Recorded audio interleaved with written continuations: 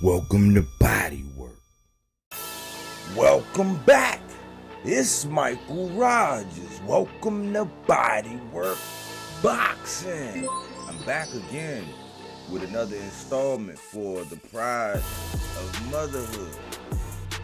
The Puerto Rican rising heavy puncher, Subriel Matias. And we are on the quest to actually find this man an opponent, man. I think he was prophetic of some sorts when he talked about one Lord Devin Haney, and when he said he was chicken, he said something about Rolly. He called him, you know what I'm saying. I think my video might have took a hit last time for that because it got to a certain level and then it stopped. But anyways, man, I'm here to promote the man. You know, I think that he wants all the smoke. He embodied the spirit of a champion. And I'm trying to see if we can actually get somebody in the ring with this man. Now, the other day, I think Coach, when I was listening to Coach Patton, he was talking about the situation and how, you know, pretty much Devin and them, they had the number. They know each other. Him and Bill had a good relationship. So I think a lot of people, mainly a lot of Devin Haney fans, they're like, whew, ain't no pressure for him to go back and get with Subriel Matias. I have not seen not one Devin Haney fan put any kind of pressure on spinning that block, you know, but that's neither here nor there. You know what I'm saying? They are trying to rule out bullying when you can't chase people around and threatening, you know what I'm saying, because Subriel is a real killer. And we still got to see what's going on with Gary Antoine Russell. We heard that he's all about that action. He wants to get back fight.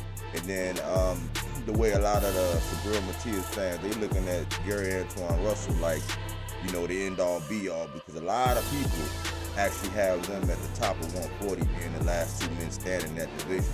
That remains to be seen. You know, I think we can roll out Rolly. We can roll out Devin. Richardson Hitchens, they got out of line. Him and Catterall. I think Catterall's getting his rematch with Josh Taylor. I'm not sure what Richardson Hitchens is doing now. So we still have a question mark with Richardson Hitchens. So I'm going down my list and I'm checking it twice. And I did a video called The Row. And if you look up in the upper right-hand corner, it's a young gentleman by the name of Elvis Rodriguez. Yeah. He's a bad man, you know what I'm saying? He was with Top Rank for a while. I think it was his loss to Kenny Sims. When he lost to Kenny Sims, I think that's when Top Rank cut the sling low. He came over to PBC, made a big splash. Boom! He blew up. Everybody was like, man, who is this guy? Who is this guy? You know what I'm saying? I was checking for him. I was looking for him. Almost the same dimensions as Subriel Matias. He's 5'10". They both have a 71-inch reach. You know, I think they have Subriel Matias at 5'9", but we know BoxRec and all that, they could kind of like get these things off a little bit. Now, I did have some concern for him because of activity. He fought twice last year, but he didn't fight since July. So he fought in February and July. He actually stopped Victor Poststyle. Before that, he fought Joseph Adorno to a majority decision in which I believe he probably could have got the job done and stopped that man. He just didn't step on the gas. I think he was showing that he was working with something, you know. But I'm looking at the guy, and he does have some offensive weapons. You know what I'm saying? As far as defense, that's the game. That would be the chess game with Subriel Matias, because everybody know, yeah, you can hit him, you can get yours in there, but can you stop, or can you withstand or endure what he bringing at your doorstep, what he bringing you, because he's bringing that pain. And when I look at this matchup, I'm thinking, when I think about Subriel Matias, I'm thinking sledgehammer. When I'm thinking about Elvis Rodriguez, I'm thinking like airbag, like where it's poof, you know what I'm saying? He can put your lights out. He does have some nice power. You know what I'm saying? It was a channel I seen, Boxing Talk, I believe. They was doing something. They did an interview. I would like for you to go back and look at that interview that they did. I actually read it online, and I was like, wow, because Coach Panda did mention Elvis Rodriguez's name. They call him the Dominican Kid. He's from Dominican, so this is Dominican and Puerto Rico. As far as big names and this and that, I don't know as far as how people perceive that name. I'm not sure if a lot of people know, but he's no stranger to that rank. He's very good. I think they have him at 15-1 with 13 knockouts, like an 80-something%, high 80% something knockout rate. Man, the dude is no joke when it comes to his offense. You know what I'm saying? I'm more concerned with the defensive matchup. Can Subriel handle what he got? You know, because this is a big dude. You know what I'm saying? Pretty big. Coach Panda did say that he don't know. He said that name was an option that was floating around, but he really didn't know because of inactivity. Like I was saying, he fought in July. He was current. I think before that, he fought in February, and then before that, I think it was like November. But he had like 11th-month gap, I think, between 21 and 22. No, 22 and 23 when he actually fought. I think he had like 11-month gap when he was just now busting on the scene with PBC. You know what I'm saying? For me, I would be like, yes. You know what I'm saying? Sign me up. You know what I'm saying? Take my money. You know what I'm saying? Count me in. You know, I think that Elvis Rodriguez, he might have to look at it like an Eminem moment. You only get one shot. Do not miss your chance to blow. And I hope that if they send you that contract, but something, man, my spider senses are tingling on this one. I think that this might be the one who we see.